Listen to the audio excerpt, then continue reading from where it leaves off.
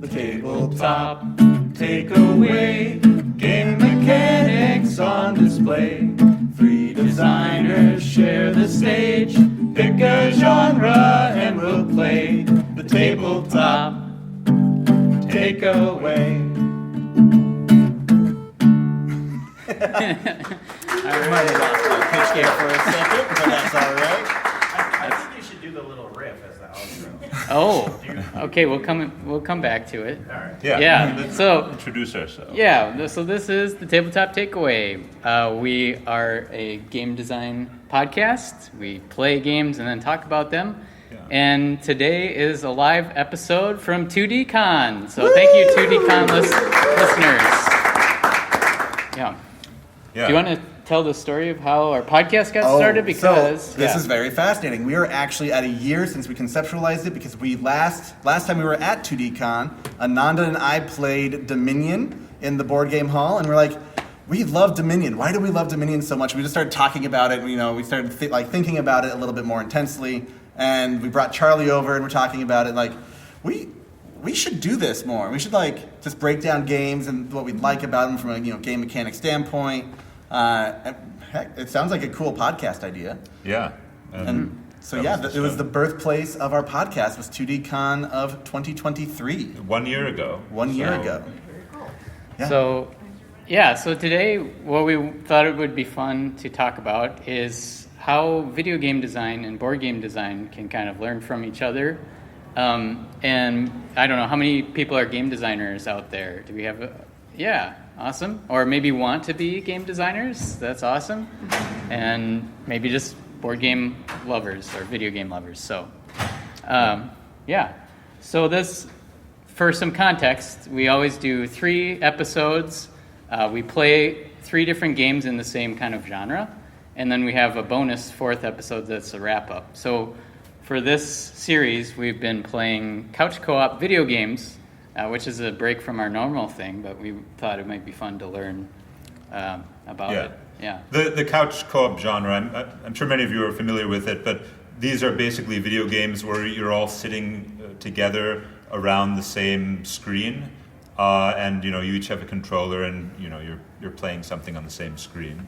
And we call them co-op. Some of them aren't that cooperative, but couch co-op sounds better than couch multiplayer. And yeah.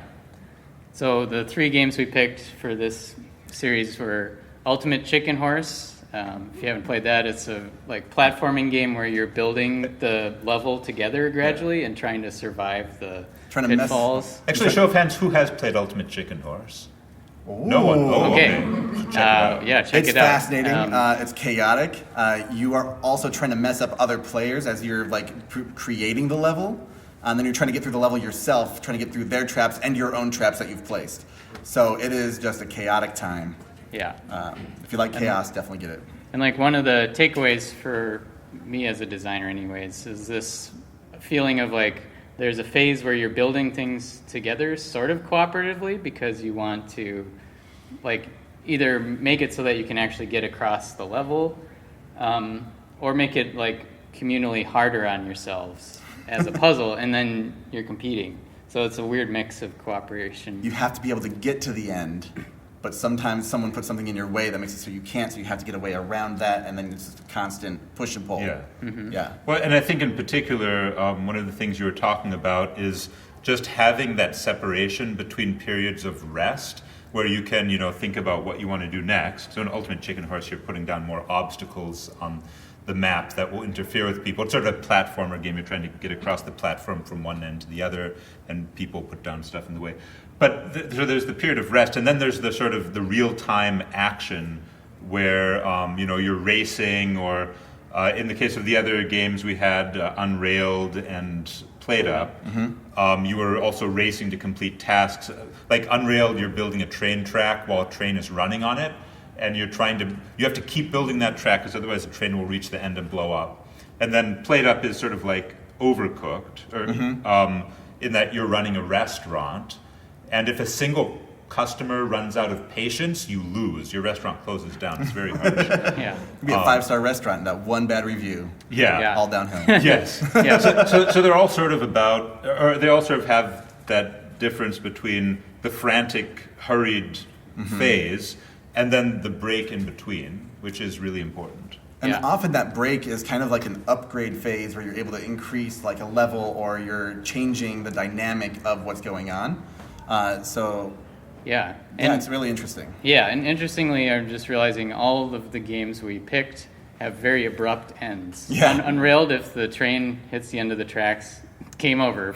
So yeah, they all have this, and maybe that's like something that's been more in modern video games. They're going back to that idea of like, you die, and permadeath. it's over. Yeah. It's permadeath. I think, Unrailed and Overcooked are both heavily influenced by roguelikes, Absolutely. where when your character dies, the game is just over. Yeah. But you get things that you can unlock normally with roguelikes. Yeah. And I don't know if that's necessarily true with these, but you start to uncover more parts of the game as you learn it too. Oh, it is true. Like you get new cars for your train, Oh, great, and great. You get new appliances for your restaurant. Yeah, it's almost similar to legacy games in a way. I've been playing a few games where it's Descent.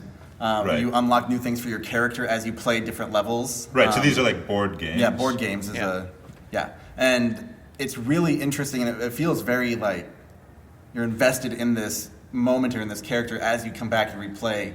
And so it's very similar to where you're like, okay, now we've unlocked these things for our kitchen, or now we've unlocked these things for our dining room for Plate Up. You just get to have these things now forever that you could potentially unlock in future games, Right. which is a cool comparison. Yes. Yeah. Yeah, and having that happen in this period of rest also lets you strategize, Right. which you can't really do during the frantic period where you could lose at any point, because you got to build that track, you got to make those dishes and clear those tables. There's no time to strategize, so having these periods of time when you can strategize is great, because you have the best of both worlds, right? You've got the real-time gameplay with all the tension, and then you've got the moments of rest and strategy. Yeah. Well, and not to bring up one of Ananda's favorite games, but Mage Wars has a similar kind of thing where you are planning ahead of time what 2 cards you're going to bring into this round. Right. And it has that very much that moment of rest compared to the like, okay, I'm going to do this one, now I'm going to do this one. Right. So it's you got more action happening for that. That's a good point, actually, because Mage Wars is a turn-based game, so it's not like there's literally time pressure. But the thing about Mage Wars is it's if you can imagine a game like Magic the Gathering, right, where you have your own deck of cards, the big difference in Mage Wars is that you have access to your entire deck. You don't draw cards one at a time, which can be extremely overwhelming. But as Trevor says, because there's a special phase, which is when you get to look through your deck, and you're doing it at the same time as your opponent, you don't have that much downtime. So yeah. Yes. So being able to have those moments of downtime in both video games and tabletop games, I think is really important. Yeah. And it just really helps people take those moments and like change gears effectively for what they're doing in that moment. So if you're running around, causing chaos, doing stuff, have those moments of rest where you're able to like, okay, now I'm going to strategize, and I'm going to think about what my next move is, or what our next move is if it's a co-op. Because a lot of times, like if we're thinking about video games that have adaptations into board games, a lot of times players will want to try to make them real time, as in like no turns. You're just doing it, like you mentioned, an Overcooked. The board game is using sand timers, or maybe it's not an official. It wasn't called Overcooked. It was called something else. Kitchen Rush. Kitchen Rush. Yes, thank you. That's it. Yeah. Yes, so that's board game where you run a restaurant. yeah, yep. Joe is in our audience. Just in case we run out of stuff to talk about. But as you can tell, we love talking about mechanics and getting into it. So we probably won't run out of things. But one question I want to pose to you guys and to the audience too. I was thinking about this. If you were going to adapt any video game to a board game, think about this. Like, what would you pick, and how might you try to do that? And maybe we'll try to answer something.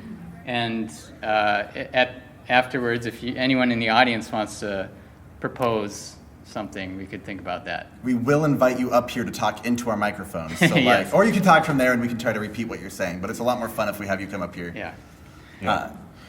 I mean, I guess for my part, I'm already kind of doing that a little bit. I'm making a roll and write game heavily inspired by the computer game Slipways. Has anyone played Slipways? No? You should. It's very good. It's a computer game that feels quite a lot like a board game.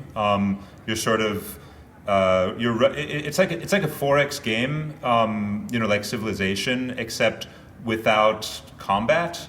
And also, it's just you. There's no enemy empires or anything. And also, it's all about trade.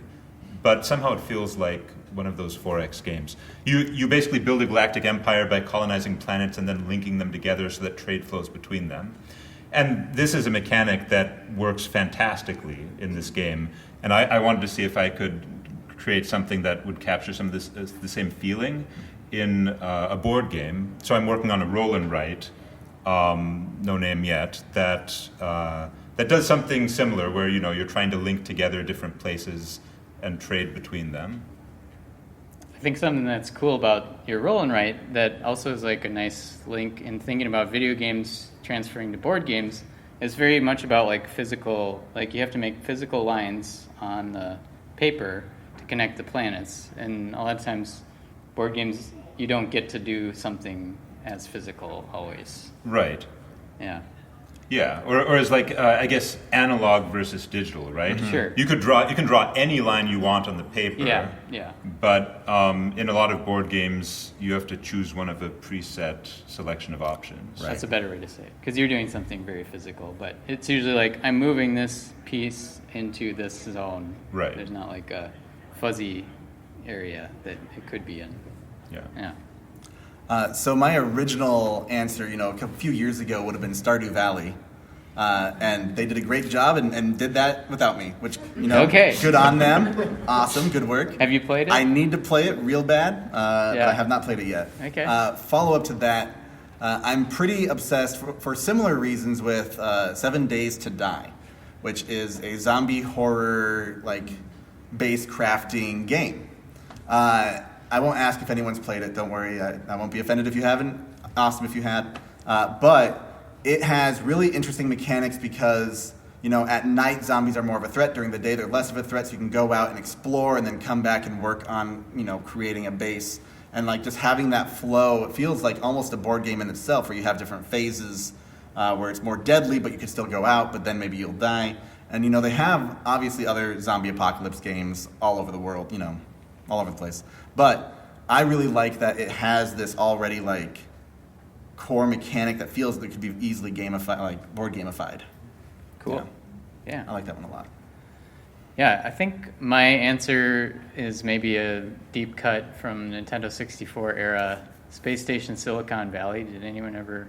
Whoa. So sorry, we're not giving you games that you played, but that one is really cool because you crash land in this just planet that has weird animals that are mechanical, and you're this little computer chip that can walk around, and you inhabit an animal, and then you become that animal, and you have powers like I think the fox has rockets on it, and I don't know, everything has some cool thing about it, like the dogs on skis or something, and Super quirky. Yeah, very quirky. Yeah. It always felt like this really fun exploration, and so I'm curious to try something like that in a board game where it's I get to now inhabit this character for a while.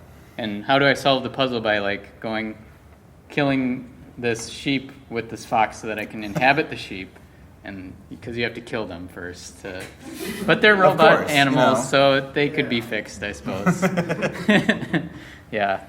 That's a little bit like Kirby, isn't it? Interesting. Yeah, totally. Yeah.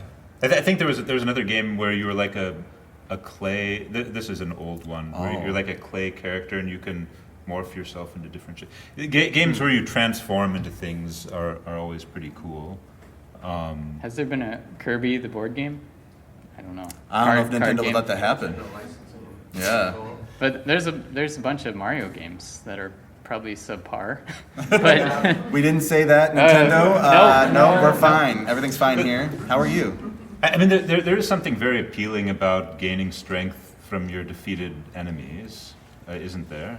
yeah, D&D and experience and basically every RPG. Like- Yep. Yeah, pick up loot from them. Yep. But I think one of my anyone play Final Fantasy Tactics?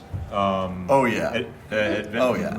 I think one of my favorite classes in that was the Blue Mage, where you can like gain powers from monsters when that's just like, it's such a fun mechanic. It's difficult in a board game to have progression of that sort because board games are designed to end in a reasonable amount of time. Usually. Whereas video games are not. Like this is actually when I was working on Icewords. So I made a game called Icewords, which I adapted from a different board game that I made. Into a video game. Into a video game. Yeah, it was originally a board game, and I made it into a video game. And one of the things I realized was when I made it as a board game, I spent a lot of effort trying to make it so the game would end within an hour.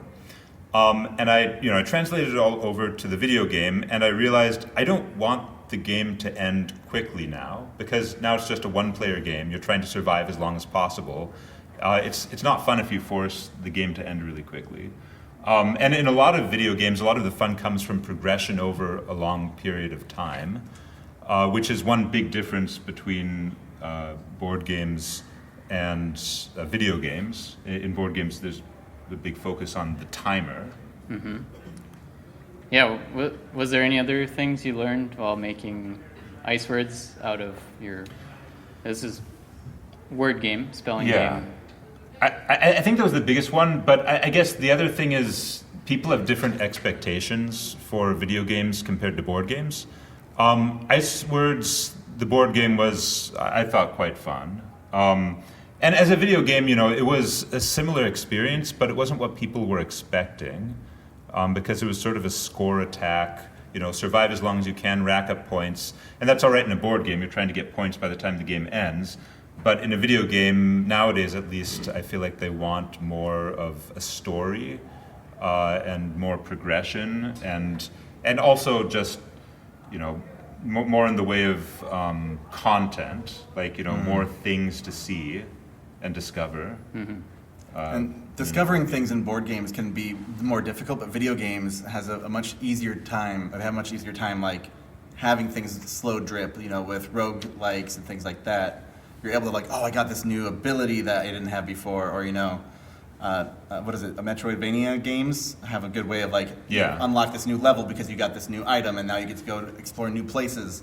Board games have a harder time harnessing that because they have to have it in the rules. You have to learn the rules first before you play. Otherwise, you feel like you didn't do a good job because you're like, oh, well, I didn't know I could do that, or, I didn't know I would unlock that in the future, so now I'm not set up for that. Yeah. And so it's hard to have that discovery as much in board games. It is still possible, I did just play a prototype that was trying to do that thing, and we wanted it to work because it was a fun story thing where we were unlocking, like, oh, now there's... astronauts that are landing on your planet or whatever, but it just felt like it was interrupting all the stuff we wanted to do. Right. It's like, oh, okay, wait, now we got to read all these rules about this thing to understand it. So I'd love to see it where it works. I think you mentioned Charterstone as an example of a progressive game where you unlock new rules as you go, but I think that works well because it's a 12 games or something, a legacy. So you unlock rules for the next time you play. So you don't have to adapt in the moment. Yeah, you actually stick the rule sticker that you unlocked into the rule book. Yeah. So it's really smart. The rule book at the beginning is very blank, easy to read, and then you get one new thing every game. I actually feel like this is an area where video games could learn a bit from board games, because I feel like a lot of video games nowadays do lean very heavily on having content that's locked behind progress. So like you have to, you're playing the game and then it's like, oh, you unlocked this. Okay, now this is in the game. Oh, you unlocked this. This is in the game.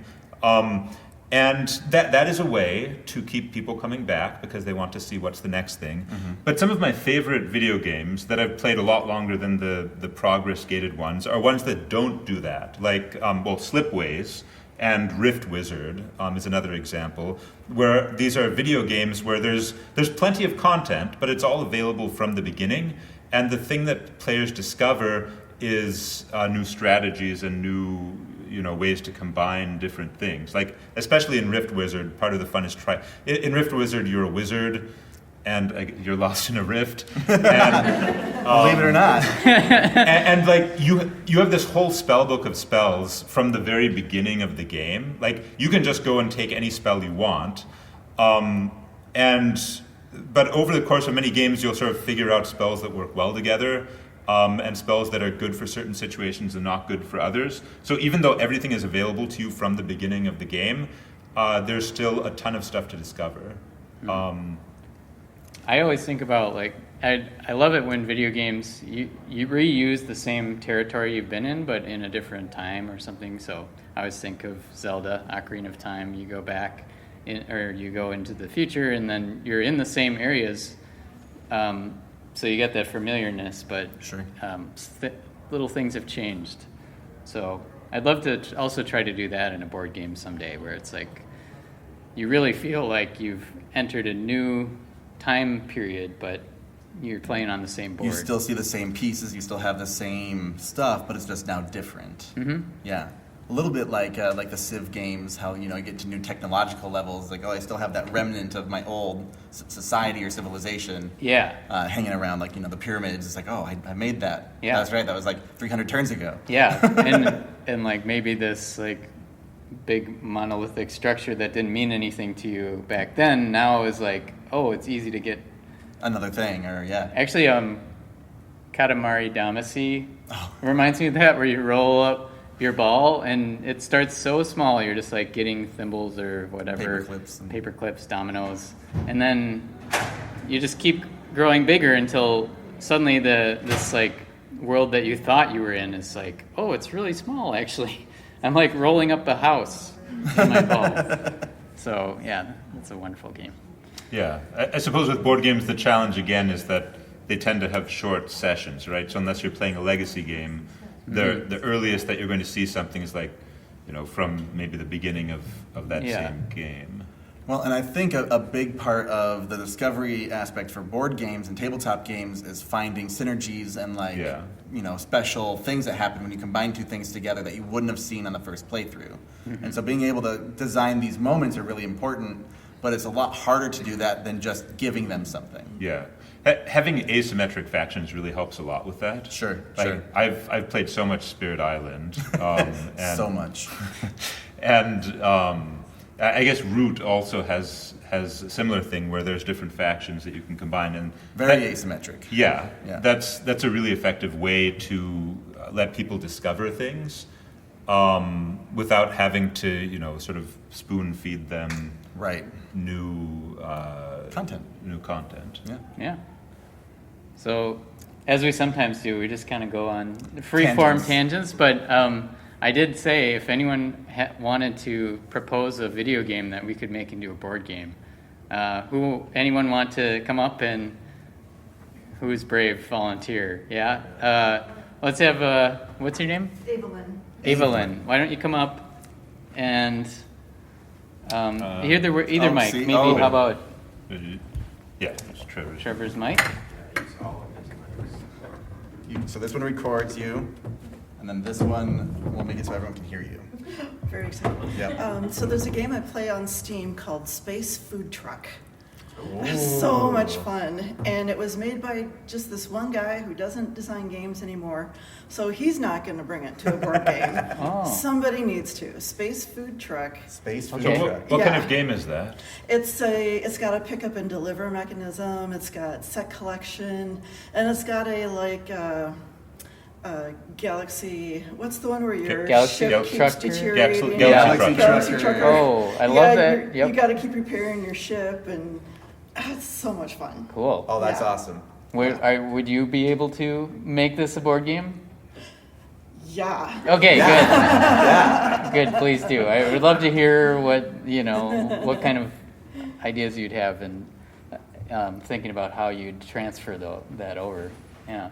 Yeah, there are some mechanisms that would be difficult to put on a single board because, in a video game you have an endless palette, an endless map to explore. There are events that are tied to specific locations. So having just one event deck no matter which location you go to, wouldn't be very fun. You know, that would just be, doesn't matter what location you go to. So you'd have to tie the event to the specific locations. I will say, in Dead of Winter, they have a crossroad system, which changes the event based off of where your characters are, what they are, who they are. And so like you have a basic event that happens, and then you can have a specific event if something is made, basically, or condition is met. Yes. So that could be a fun way to handle Yes, it. that sounds good. I mean, another approach is the way that Spirit Island does a lot of its events, where the context affects what happens. So, for example, a lot of the event cards in Spirit Island will say that something happens where there are beast tokens. And so if you have a bunch of different locations, and some of them have features like, I guess beast tokens maybe doesn't make sense in space, but like maybe there are monoliths, you know, like Space Odyssey style monoliths, and some of the events will activate the monoliths and they'll do something. So then you're sort of having certain locations do certain things, but you don't have to have a different card for each location. You can just have one card that affects everything selectively. Yes, that's clever. In the game, there is a baddie that's chasing you around if you linger too long in any one area and he starts firing his weapons at you. I'm not going to spoil it. You'll have to play it yourself. You find out at the end of the game why he's been chasing you around. Okay, what? Some deep. Mic drops. Thank you, Evelyn. Yeah, Appreciate thank it. you. All right, we saw Joe's hand come up. Come on up. You may recognize him from the last live episode. Last live episode, Joe Kell. Come on down. One of the iTunes ratings too. One of the two. There's four. Four, excuse me.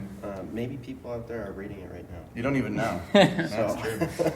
The video game that I would like to turn into a board game is called Dredge. I don't know if anybody's played that. No. It's like a Lovecraftian fishing game. Oh yeah, yeah. Okay. I saw that. So you try to survive going fishing and upgrading your boat and unlocking different areas. And you need to have like a certain type of net to fish by the volcanoes or to fish in the mangroves. You need different gear. And throughout the game you can upgrade your engine, stuff like that. And so I started working on this at some point. It's on back burner right now, but What'd you do for your starting prototype of it? well, Or so ideas. Right now I just have it on screen top because it's a bigger game than what I usually make. Screentop.gg. Is Yeah, that the- screentop.gg. Okay. For reference, if you haven't used screentop.gg, it is a fantastic resource for online prototyping because players you don't need to buy anything for it, so you can share it with pretty much everyone because all you need is a browser. You make the game and then you can send an invite link and then play there. Very convenient. Yeah, and the main reason why this one I have online only right now is because it uses, like in the normal game, you're catching fish, but they're in polyomino shapes. Oh. And there's inventory management in your boat. So you're like fitting them around your engine and stuff, which I'm pretty sure that's not how that works. But It does so in this world. I did not want to cut out They must be big polyomino fish. shapes. So like, some of them are really big, like big you're sea catching creatures. sharks and stuff. Awesome. And so yeah, I didn't want to cut out the polyominoes in real life, so I made them Smart. Yeah, I made Perfect little reasoning. SVGs for them. But yeah, so I made a list of like things that I thought could carry over from the video game and things that I thought couldn't. I said, what elements are core to this? The video game is a horror game, right? And it actually will like spook you at different times. And I've seen from experience that board games have a hard time doing that, though I guess I did just play The Stifling Dark. Yeah. And that was kind of scary. Jeremy's here. Yeah. Yep. Check out Deep Regrets. It just launched on, or just funded on Kickstarter. Yeah, It is a I similar- saw Deep It's Regrets. inspired by Dredge, I think. Yes, that was also inspired by Dredge. And they took a totally different angle on it than I was going. There's very little overlap. They wanted more of like the fishing and horror, so they went all in on that. And Yeah, so the they're like creatures. flipping cards over from different decks. And that one feels a little bit more goofy too, I think. Yeah. Less serious or horror themed. Yeah. Is it? It was supposed to be a little more horror themed with like Ah. the creatures, like the fish are kind of like grotesque sometimes. Okay. Yeah, that one's. They really went in on the like mutated fish, which Yeah. you catch a lot of in Dredge. But mine is more about like trying to feed the people on the island. So you're trying to get enough fish so that the people aren't starving. And you're still trying to make it back before night, because at night there's big scary fish out there that will eat your boat. Yeah, I don't know. Nice. Yeah. That's it. Cool. Perfect. Thanks, Joe. Love it, Joe. Yeah. Thanks. Thanks.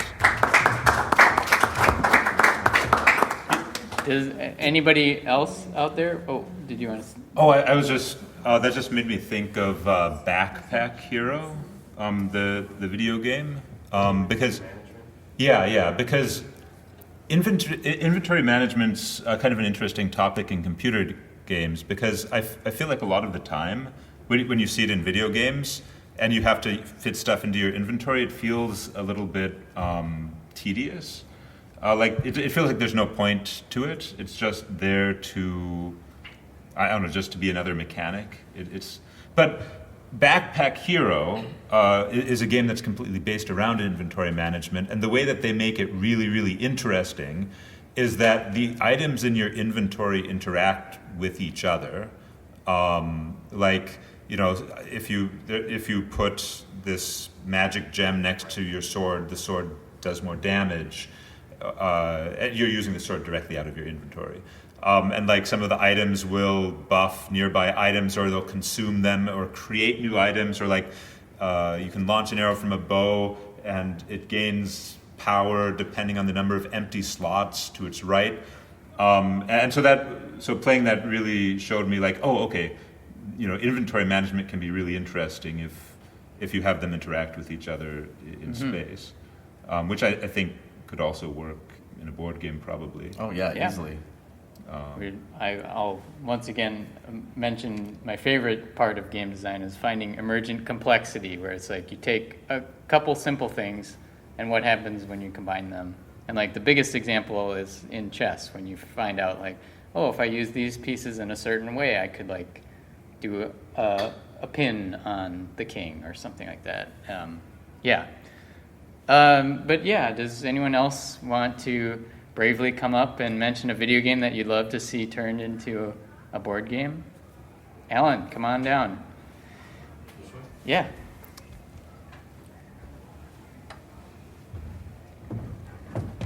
Hello. Welcome. Hello. Yeah, thank I would like to see League of Legends made into a board Whoa.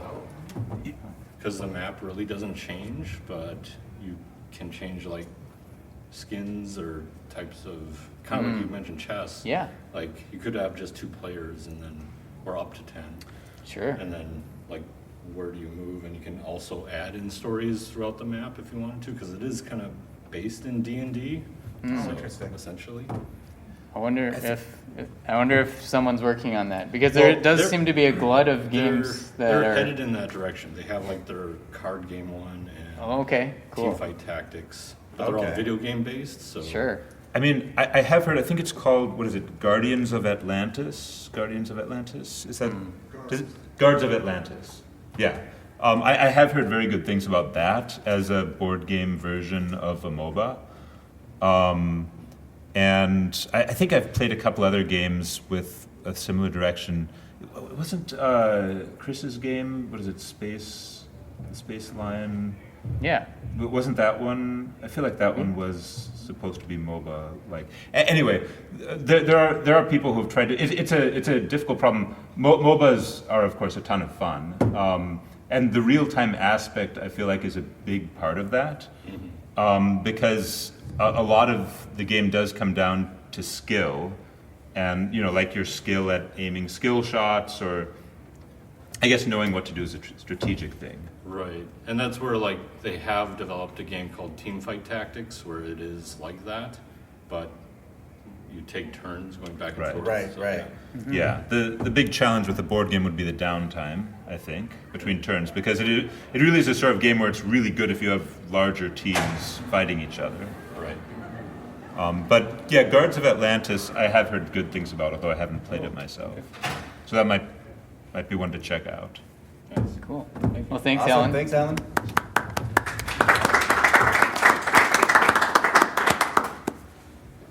Anybody else out there want to propose a video game for? Yeah, come on up. She towards. No, she comes from What is your name? Katie. Katie. Welcome. I will be a mic stand. Okay. There's a game called For the King 2, Yeah. which there's a lot of events that happen on timers, but there's a wizard that's kind of taking over everything, and you kind of get to, it's almost like a D&D based game, so you get to put your party together, and then depending on the type of like class that you're playing, you get a certain amount of places that you can move. You can get items to help look farther out, and like you start with a small map, and the farther you move, like the fog goes away. So it's kind of a map builder as sure. well. But I feel like that could be a really fun one to make into a board game. Just be able to, like, little map building, little D&D-esque into it. Yeah. Yeah. There's a lot of potential tile laying games where you're like Carcassonne or things Yeah. where you're building it out, and that's Yeah. very satisfying as board games too. Yeah, and yeah. you can also get items too to help like look farther out, or sometimes you can go out into the ocean. And there's also little, as you go, you can also encounter like random enemies or random camps that pop up too. So Sure. there's like random event cards that could happen at the same time, like Eldritch Horror almost. Whereas like you flip these random things, oh, okay, now all of these things happen because you landed in this one spot. Yeah, mixing RPG with Carcassonne is not something I've ever imagined, but that sounds really fun. Yeah. No, it's an excellent game, and it's more of an indie type game, and Sure. they just came out with For the King 2 pretty recently, and they're still working on it. Awesome. But it's a great game. Yeah. Are you a game designer yourself? No, no, Maybe just in an the future? enthusiast. Sure. Just an enthusiast. Well, cool. Yeah. Great. Thank you very Thank much, you, Katie.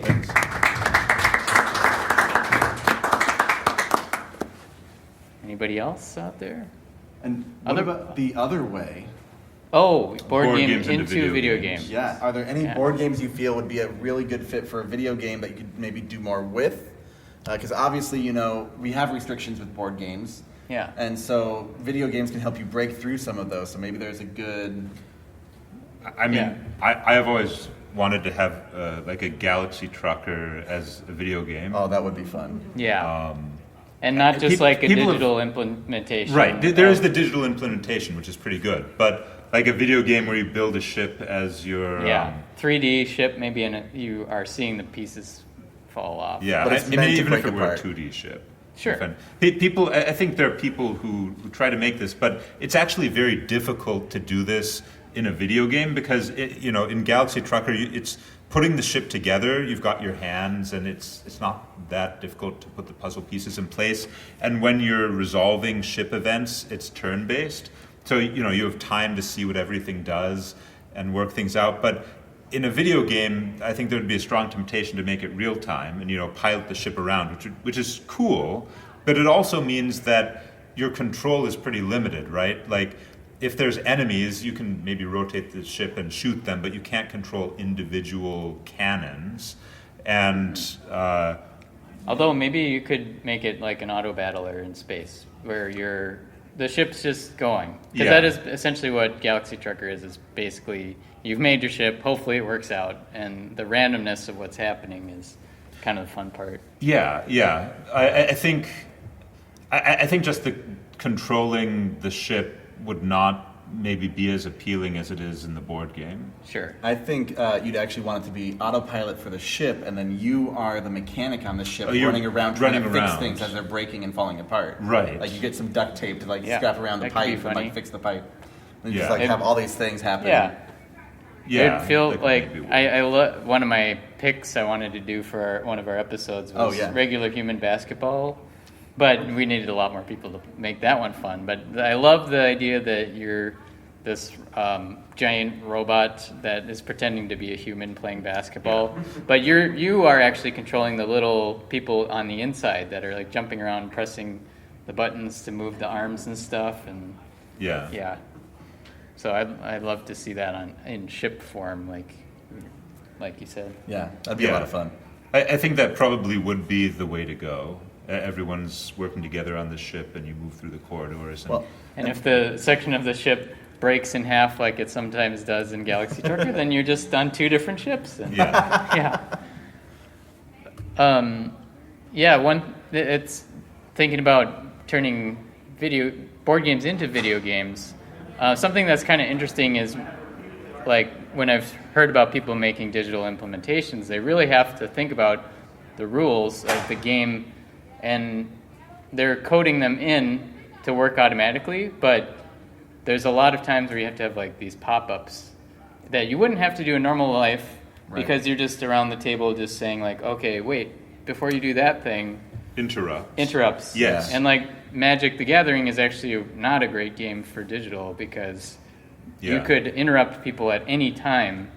So like they've changed that around now in those types of games like Hearthstone, where there's not so many interrupting things. That's a really good point. That's actually one place that board games do have a big advantage over video games, is with interrupts where you're reacting to things other people are doing. You've activated my trap card. Like Mage, I think Mage Wars is another example. I would love to see a Mage Wars computer game, but the Mage Wars has the enchantment mechanic where you can put cards face down attached to other things and then reveal them. So like, you can enchant a creature so that so that you can, reveal that it's actually stronger than they thought it was, or you can enchant a zone to explode. And that works fine in person, where you can say, oh wait, hang on, stop that, I'm going to do this.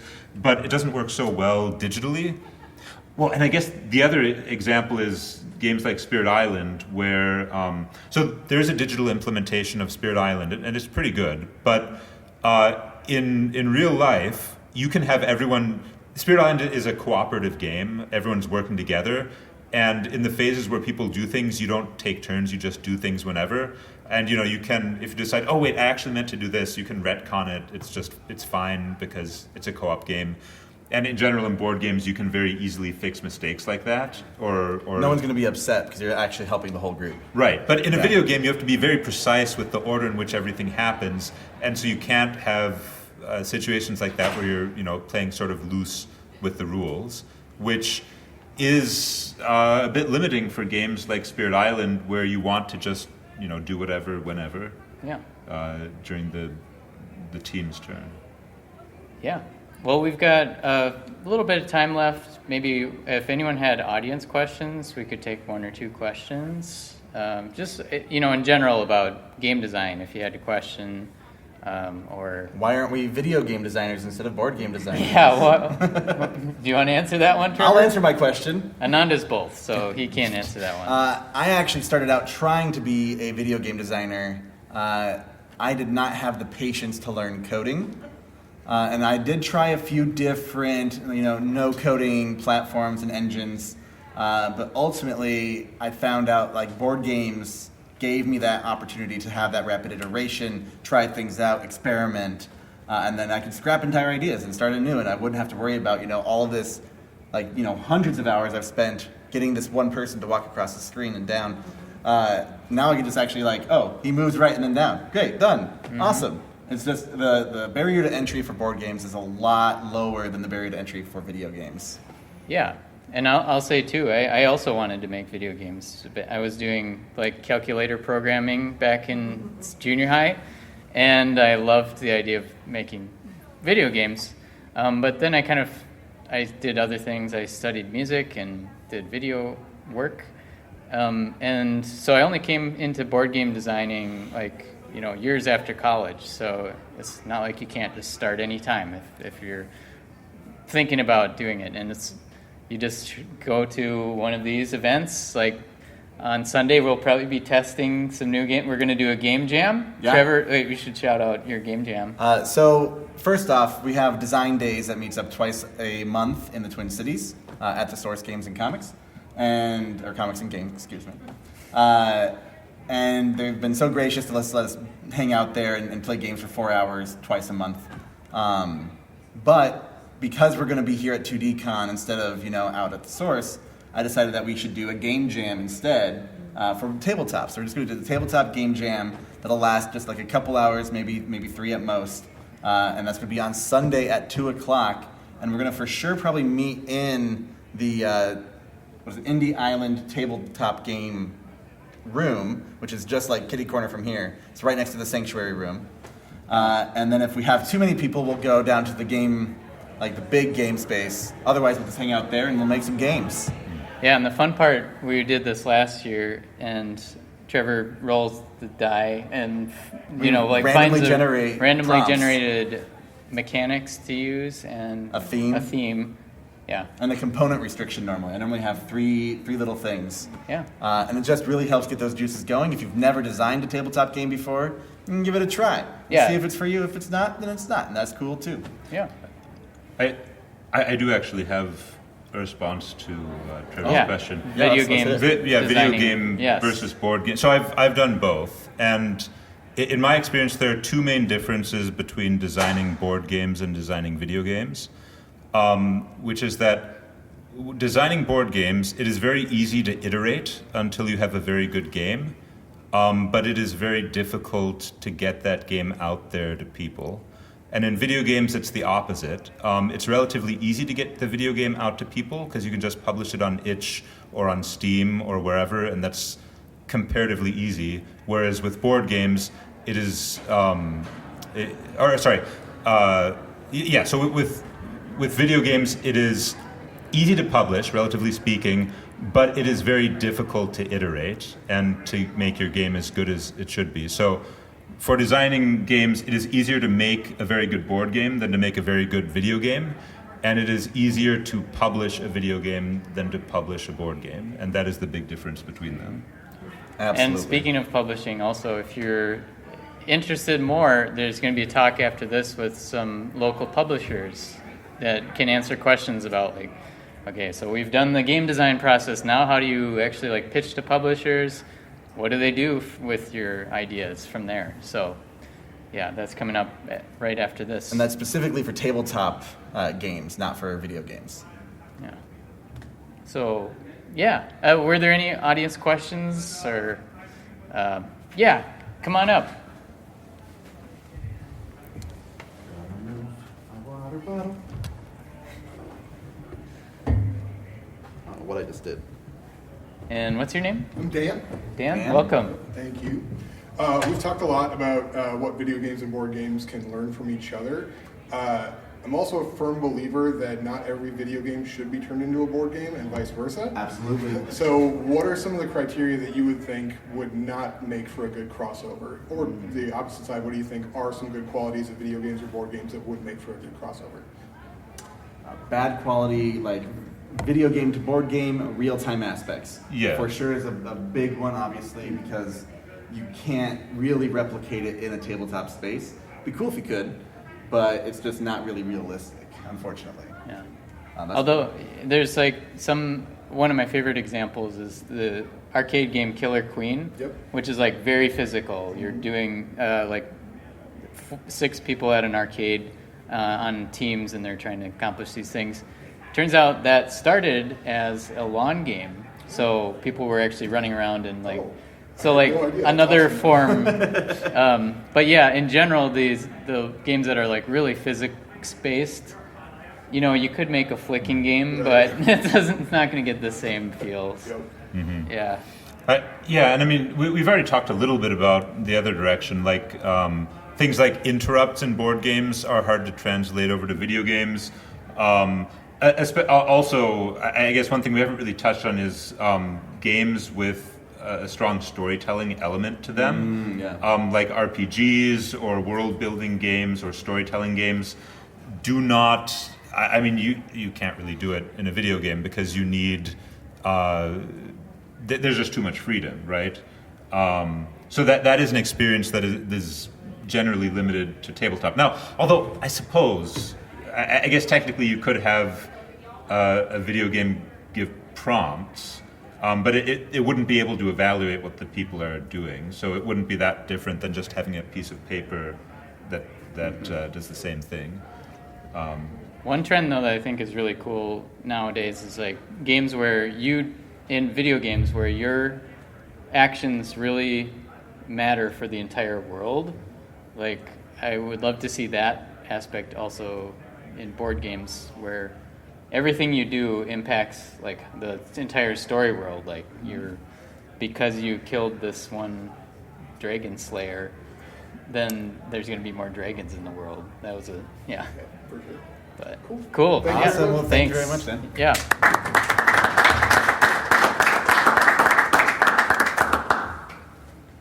All right, well, I think that's all the time we have, unless anyone has a quick question they want to pose. But thank you very much for joining us here today. We really appreciate it. This podcast episode will air in about a month, I believe. A little bit more than a Oh, month. right, because we just started the next. Yeah, we still have, I think, 3 weeks of the current run and then 3 In about more. 2 months, a month and a half. Yep. This one will air. But yeah, thank you all very much for coming. We really appreciate it. And if you're interested in listening to the podcast, you can just search for the Tabletop Takeaway. We also have some cards by the door with a QR code that'll take you to the relevant place. So yeah. Till next 2DCon, I guess. Thank you Thank you guys. very much, everyone. Hey, thanks for listening to the Tabletop Takeaway. This podcast is made possible by listeners like you. So please tell your friends and visit our website at thetabletoptakeaway.com, where you can suggest games and mechanics for us to cover next on the show.